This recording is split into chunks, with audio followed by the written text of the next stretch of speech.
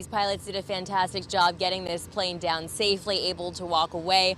One of the pilots was injured in the evacuation process, and I'll explain that more. But first, as you can see, the plane is still here on the runway behind us. That is runway 25 right. It is on its belly, and it's going to be here until they're able to remove it. That runway will be closed for the foreseeable future. We're able to get the audio that kind of gives a little bit more insight into when the pilots realized something was wrong, when they were trying to figure out how to get their gear down.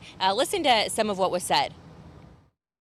The door was open, but they weren't sure if the gear was down. Extend 26 Heavy Tower wants to know, do you plan on landing with two with the one upper belly or just on the belly? That Extend 26 Heavy, affirmative. All emergency vehicles are in place. ARF-1, be advised the pilot advised that he was going to be evacuating. And from what we were able to hear, the pilots just remained so calm through the process.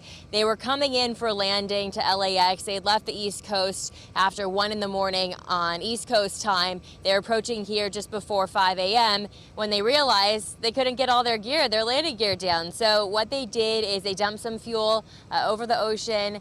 They went around the airport, they burned some of that fuel, and then when they came in for landing, they leaned on their right landing gear and their nose gear, and then put that left side of the plane down last so it got the least amount of friction possible so as to not cause a fire. And then this was the end result. Take a look.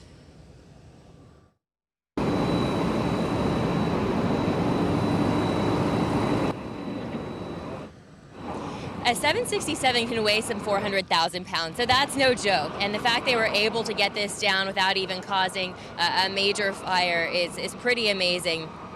When they were evacuated, one of the pilots injured his leg. He was transported by LAFD to a local hospital and is expected to be okay. But as you see here, 25 right remains closed. It will for some time. No delays reported at LAX. Maybe that's because it's a pandemic. We've had light air traffic anyway, but we're going to keep you posted as we get any further details. We are hearing from the FAA that they are investigating. I'm Christina Pascucci reporting live from LAX. Frank, Jessica, back to you.